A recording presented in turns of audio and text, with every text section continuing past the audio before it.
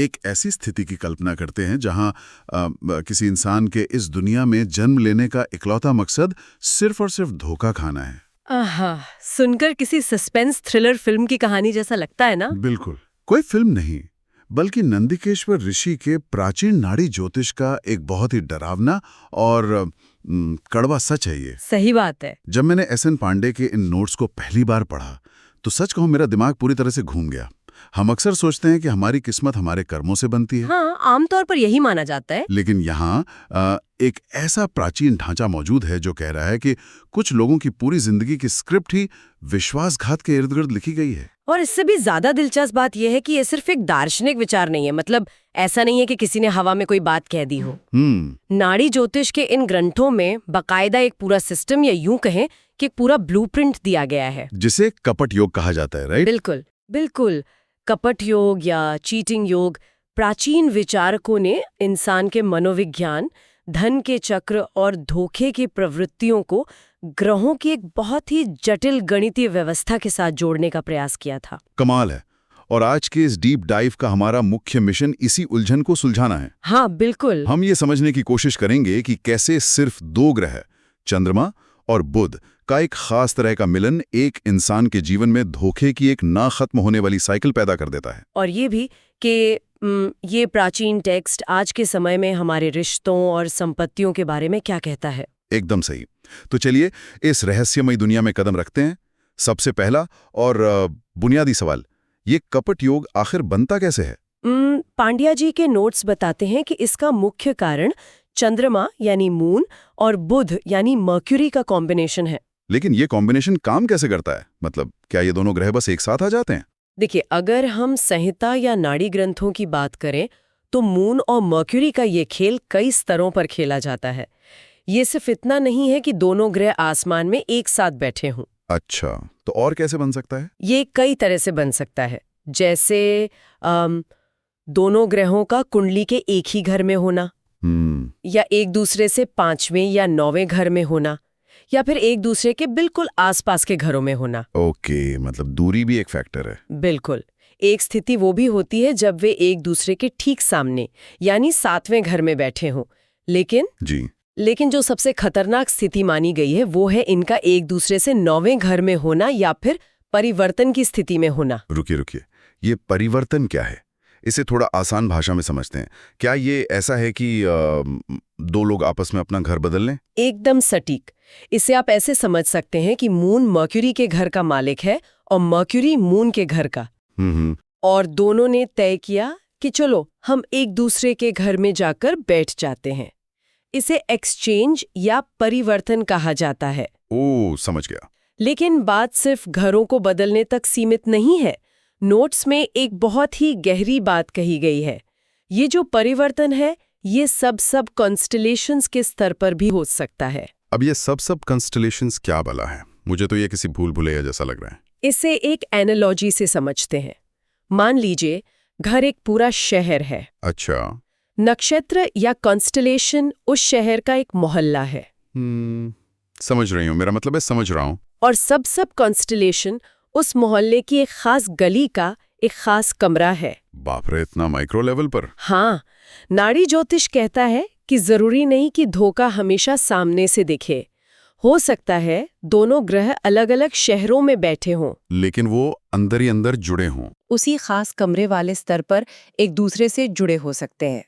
इसका सीधा सा मतलब यह है कि धोखा इंसान की जिंदगी में इतनी खामोशी से और इतनी गहराई में बुना हुआ है कि इंसान उसे दूर से देखकर पहचान ही नहीं सकता। एकदम सही। ये तो सच में डराने वाली बात है। मतलब अगर मैं इसे एक मॉडर्न उदाहरण से जोड़ूं तो ये किसी कंप्यूटर वायरस की तरह है। कैसे? एक ऐसा स्लीपर वायरस जो कंप्यूटर सिस्टम में बहुत गहराई में छिपा बैठा है। बाहर से सब कुछ एकदम नॉर्मल लग रहा है। हाँ बिल्कुल। आपका कंप्यूटर बढ़िया चल रहा है, लेकिन अंदर ही अंदर वो वायरस किसी खास वक्त का इंतजार कर रहा है ताकि वो आपके पूरे डेटा को उड़ा सके। ये तुलना बहुत ही बेहतरीन है। वो स्लीपर वायरस ही कपट योग है। और मजे की बात यह है कि ये वायरस सिर्फ एक बार हमला करके शांत नहीं होता। मतलब ये बार बार वापस आता है? जी हाँ, ये जिंदगी के हर पहलू को अपनी चपेट में लेता है। और यहीं से ये सवाल उठता है कि जब ये वायरस एक्टिवेट होता है तो असल जिंदगी में इसका असर कैसा दिखता है? बहुत ही विनाशकारी। मैंने नोट्स में पढ़ा, जिस तरह से इसके परिणामों को बताया गया है वो किसी बुरे सपने से कम नहीं है। लिखा है कि धोखा खाने की शुरुआत बहुत छोटी उम्र से ही हो जाती है। बिल्कुल, इंसान को शुरुआत में ही सेक्सुअल मामलों में धोखा मिल सकता है। फिर जैसे जैसे उम्र बढ़ती है ये धोखा दोस्तों की तरफ से आने लगता है, और फिर बात आती है जमीन जायदाद की। हाँ, लैंड, बिल्डिंग, फ्लैट, है ना? हाँ, इन सब की खरीद फरोख्त में बड़े स्तर पर चीटिंग होती है। नंदी संहिता में बुध यानी मर्क्यूरी को एक लैंडलॉर्ड या जमींदार के रूप में दर्शाया गया है। एक सेकंड, यहाँ एक बहुत ही अजीब विरोधाभास नजर आ रहा है। लोग तो यही सोचेंगे ना कि बुध तो व्यापार और बुद्धि का ग्रह है, वो जमींदार कैसे हो गया? दरअसल बुध हर उस चीज को नियंत्रित करता है जिसका लेन देन किया जा सकता है। अच्छा, मतलब सिर्फ प्रॉपर्टी नहीं? नहीं, सिर्फ प्रॉपर्टी नहीं, ये बिजनेस, दुकान, फ्लैट, जमीन, वाहन और यहाँ तक के दोस्तों और रिश्तेदारों के साथ जो लेन देन या संबंध है उनका भी कारक है।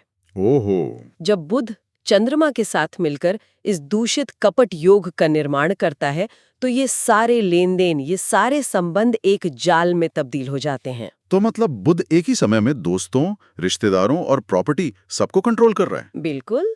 जब इंसान मुसीबत में होता है तो सबसे पहले किसके पास जाता है?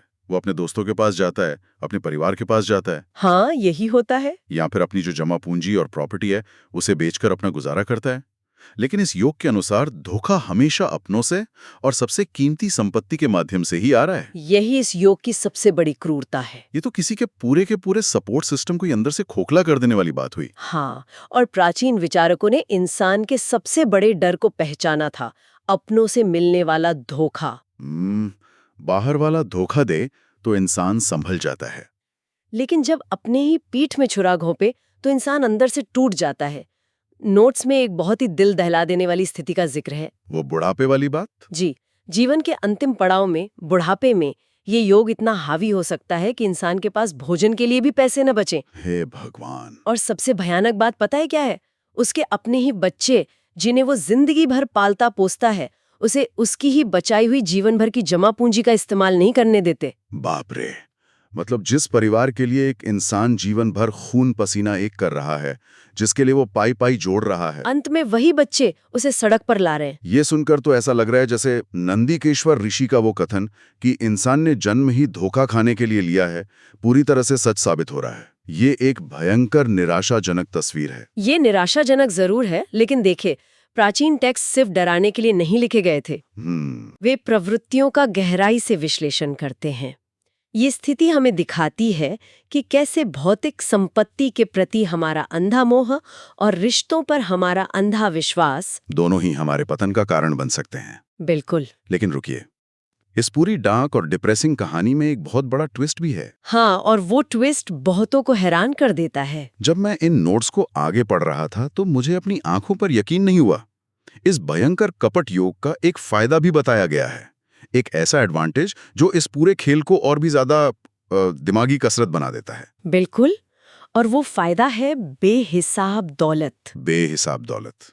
धोखा खाते खाते। हाँ, मून और मर्क्यूरी के इस कॉम्बिनेशन का एक और अर्थ निकलता है, roaring trade and gigantic business, यानी बहुत ही बड़े पैमाने पर व्यापार। जी, ये योग इंसान को सिर्फ दर-दर की ठोकरें नहीं खाने देता, बल्कि उसे एक ही समय में अपार धन और अमीरी के शिखर पर भी बिठाता है। यही तो वो बात है जो हजम नहीं होती। एक तरफ आप कह रहे हैं कि इंसान हर कदम पर लूटा जा रहा है, उसके अपने उसे धोखा दे रहे हैं, और दूसरी तरफ वो इंसान एक बहुत बड़ा बिजनेस एम्पायर खड़ा कर रहा है। ये प्रैक्टिकली कैसे संभव है? क्योंकि ये एक साइकिल या चक्र है। ये कोई सीधी रेखा नहीं है जहां बस नीचे ही गिरते जाना है। अच्छा, तो ये ऊपर नीचे होता रहता है। बिल्कुल। इंसान अपनी कुशाग्र बुद्धि, जो बुध से आती है, का इस्तेमाल करके व्यापार खड़ा करता है, वो पैसा कमाता है। लेकिन यहाँ एक बहुत बड़ा लेकिन है। ये सफलता स्थायी नहीं होती। नोट्स बताते हैं कि ये धोखा आमतौर पर हर 10 साल के चक्र में लौट कर आता है। हर 10 साल में एक बहुत बड़ा धोखा? हाँ। इसे अगर विजुलाइज करें तो ये बिल्कुल समुद्र के किनारे एक विशाल रेत का महल बनाने जैसा है। वो कैसे? सोचिए, एक इंसान है, वो 10 साल तक दिन रात मेहनत करता है, वो एक बहुत बड़ी फैक्ट्री लगाता है, मार्केट में अपना नाम बनाता है, उसका बैंक बैलेंस आसमान छू रहा है। उसका रेत का महल बहुत सुंदर और मजबूत लग रहा है। उसे लगता है कि उसने दुनिया जीत ली है, लेकिन उसे पता ही नहीं है कि समंदर में एक लहर उठ रही है। और वो लहर है धोखा। बिल्कुल। 10वें साल में उसका कोई अपना, शायद उसका बिजनेस पार्टनर या उसका सगा भाई, उसके साथ एक ऐसा फ्रॉड करता है कि वो लहर आती है और उस पूरे 10 साल की मेहनत, उस पूरे रेत के महल को एक झटके में बहा ले जाती है।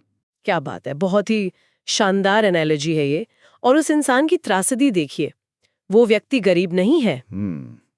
उसमें पैसा कमाने की गजब की क्षमता है। हाँ, वो फिर से उठेगा, फिर से 10 साल मेहनत करके एक नया महल खड़ा करेगा और फिर से 10वें साल में कोई दूसरा अपना उसे धोखा दे जाएगा। मतलब वो लगातार अमीर बन रहा है और लगातार लूटा जा रहा है। एक एंडलेस लूप। बिल्कुल, एक कभी न खत्म होने वाला लूप। ये लूप इंसान के दिमाग को कितना बुरी तरह तोड़ देता होगा, इसकी कल्पना करना भी मुश्किल है। लेकिन इसमें एक और ट्विस्ट है जो मैंने पढ़ा। राहु और केतु वाला? हाँ, नोट्स में लिखा है कि अगर इस मून मर्क्यूरी कॉम्बिनेशन में राहु या केतु नाम के ग्रह भी आ जाएं, तो ये 10 साल का चक्र सिकुड़कर 7.5 साल का हो जाता है। जी, 7.5 साल 6 महीने। ऐसा क्यों? 7.5 साल ही क्यों? इसके पीछे का ज्योतिषीय और मनोवैज्ञानिक लॉजिक बहुत दिलचस्प है। राहु और केतु को छाया ग्रह या शैडो प्लैनेट्स कहा जाता है। इनका कोई भौतिक वजूद नहीं होता, ये सिर्फ भ्रम, इल्यूजन और लालच पैदा करते हैं। ओके। जब कोई व्यक्ति मून मरकरी के प्रभाव में व्यापार कर रहा है, तो वो सॉलिड तरीके से आगे बढ़ रहा है, जिसे 10 साल लगते हैं। हाँ, जो नॉर्मल साइकिल है। लेकिन जब राहु या केतु का भ्रम उसमें जुड़ जाता है, तो इंसान रातों रात और भी ज्यादा अमीर बनने के शॉर्टकट खोजने लगता है। और लालच बढ़ जाता है। बिल्कुल, वो रिस्क लेता है, ऐसे लोगों पर भरोसा करता है जो खुद छलावे का रूप होते हैं। और हम सब जानते हैं कि जब लालच में आकर इल्यूजन या भ्रम का गुब्बारा फुलाया जाता है, तो वो बहुत जल्दी फटता है। एकदम सही। इसीलिए वो बर्बादी 10 साल का इंतजार नहीं करती, वो 7.5 साल में ही इंसान को जमीन पर ला पटकती है। कमाल का लॉजिक है। मतलब छायाग्रह धोखे की इस गति को फास्ट फॉरवर्ड कर देते हैं। हाँ, स्पीड बढ़ा देते हैं। लेकिन यहाँ मेरे दिमाग में एक बहुत ही गहरा सवाल आ रहा है। बताइए। जब एक इंसान बार बार इतनी मेहनत करता है, ऊपर उठता है और फिर अपनों द्वारा ही नीचे गिरा दिया जाता है, तो क्या उसकी खुद की नीयत जिंदगी भर साफ रह पाती है? ये एक बहुत ही प्रैक्टिकल सवाल है। मतलब अगर किसी को 20-30 सालों तक बार बार धोखा मिले, तो क्या वो इंसान खुद एक धोखेबाज नहीं बन जाएगा? आपने बिल्कुल सही नब्ज पकड़ी है। और एस.एन. पांडे के नोट्स इस मनोवैज्ञानिक बदलाव को बहुत ही खौफनाक तरीके से समझाते हैं। यहीं पर एंट्री होती है एक तीसरे और बेहद ताकतवर ग्रह की, शनि यानी सैटर्न। हाँ, शनि। नोट्स कहते हैं कि अगर इस मून मर्क्यूरी कॉम्बिनेशन के साथ शनि जुड़ जाए तो पूरा खेल ही पलट जाता है। बिल्कुल पलट जाता है। जो इंसान अब तक शिकार बन रहा था, वो अचानक से शिकारी बनने का फैसला कर लेता है। उसका व्यवसाय ही दूसरों को धोखा देना बन जाता है। जी, शनि को कर्मों का और सिस्टम का ग्रह माना जाता है। जब शनि इस धोखे वाले योग में शामिल होता है, तो इंसान के अंदर की निराशा एक सिस्टमैटिक धोखेबाजी में बदल जाती है। उसे लगने लगता है कि शराफत का कोई फायदा नहीं। हाँ, उसे लगता है कि मैंने जिंदगी भर बहुत धोखा खा लिया, ये दुनिया शरीफों के लिए नहीं है, अब मैं इस सिस्टम का इस्तेमाल करके दूसरों को लूटूंगा। नोट्स में यहाँ एक बहुत ही अजीब लेकिन सटीक तुलना की गई है। इसमें इस स्थिति की तुलना शनि मंगल यानी मार्स और राहु के कॉम्बिनेशन से की गई है। हाँ, इंजीनियर और गुंडे वाली बात। बिल्कुल, जो या तो लोगों को इंजीनियर बनाते हैं या फिर असामाजिक तत्व यानी गुंडे, जहां गुंडागर्दी एक पेशा बन जाती है। पहली बार पढ़ने पर मुझे लगा इंजीनियर और गुंडे, ये कैसा कॉम्बिनेशन है? सुनने में अजीब लगता है ना? लेकिन थोड़ा सोचने पर समझ आता है कि दोनों ही व्यवस्थाओं यानी सिस्टम्स के साथ खेलते हैं। इंजीनियर किसी सिस्टम को समझकर उसका निर्माण करता है और एक गुंडा उसी सिस्टम की कमियों को समझकर उसे अपने फायदे के लिए तोड़ता मरोड़ता है। यही इस विश्लेषण की सबसे बड़ी खूबसूरती है। जब मून, मर्क्यूरी और शनि मिलते हैं, तो इंसान एक इंजीनियरिंग माइंडसेट के साथ गुंडागर्दी या धोखेबाजी करने लगता है। मतलब व्हाइट कॉलर क्राइम। बिल्कुल, व्हाइट कॉलर क्राइम। वो बहुत ही शातिर तरीके से दूसरों को ठगता है। लेकिन प्राचीन टेक्स्ट ये भी चेतावनी देता है क्या? कि भले ही वो इंसान खुद को कितना भी चालाक समझे, वो सिस्टम को अपने फायदे के लिए इस्तेमाल करने की कोशिश करे, लेकिन अंततः वो खुद ही एक बार फिर बहुत बुरी तरह धोखा खाता है। मतलब वो उस लूप से बाहर नहीं निकल पाता। बिल्कुल नहीं। शिकारी बनकर भी वो अंत में शिकार ही बनता है। तो आखिर इस पूरी प्रक्रिया का मूल कारण क्या है? क्या ये सिर्फ एक इंसान की अपनी किस्मत है? यहीं पर नोट्स एक ऐसा खुलासा करते हैं जो इस पूरी चर्चा के नैरेटिव को एक अलग ही दिशा में ले जाता है। जी, इंटरजेनरेशनल ट्रॉमा की बात। हाँ, ये सिर्फ एक व्यक्ति के जीवन की बात नहीं है, बल्कि ये पीढ़ी दर पीढ़ी चलने वाले आघात की बात है। बिल्कुल। और यहाँ हमें प्राचीन ज्योतिष के उस मूल सिद्धांत को समझना होगा जहाँ चंद्रमा यानी मून को सीधे तौर पर माता का प्रतीक माना गया है। हाँ, नोट्स में साफ साफ लिखा है कि ये लगभग तय है कि उस इंसान के रिश्तेदारों ने उसकी माता को जरूर लूटा या धोखा दिया होगा। मतलब जब ये कपट योग बनता है तो इसका सीधा अर्थ ये है कि धोखे का ये बीज उस इंसान के जन्म से पहले ही बोया जा चुका था। बिल्कुल। उसकी माँ के साथ परिवार वालों ने जो विश्वासघात किया, उसी धोखे का बोझ ये इंसान अपनी पूरी जिंदगी ढो रहा है। ये मनोविज्ञान के दृष्टिकोण से बहुत ही गहरा है। कैसे? सोचिए, जो बच्चा एक ऐसे माहौल में बड़ा होता है जहां उसकी माँ को अपनों ने ही प्रताड़ित किया है, उसका अवचेतन मन यानी सबकॉन्शियस माइंड उसी अविश्वास और डर को अपने अंदर बसा लेता है। उसे लगता है कि दुनिया ऐसी ही है। हाँ, वो अवचेतन रूप से उन स्थितियों को अपनी ओर खींचता है जहां उसे धोखा मिलना तय हो। और शायद इसीलिए नोट्स में एक और बहुत ही अजीबोगरीब बात का जिक्र है जो शुरू में मुझे बिल्कुल बेतुकी लगी थी। कौन सी बात? नोट्स कहते हैं कि माता पिता के करीबी रिश्तेदारों में से किसी ने या खुद उस इंसान ने लव मैरिज यानी प्रेम विवाह किया होगा। हाँ, ये पॉइंट बहुत दिलचस्प है। जब मैंने ये पढ़ा तो मैं रुक गया। मैंने सोचा, एक तरफ बात हो रही है जमीन जायदाद की धोखाधड़ी की, 10 साल के बिजनेस साइकिल की, और अचानक से प्रेम विवाह का जिक्र कहां से आ गया? ये इस कपट योग में कैसे फिट बैठता है?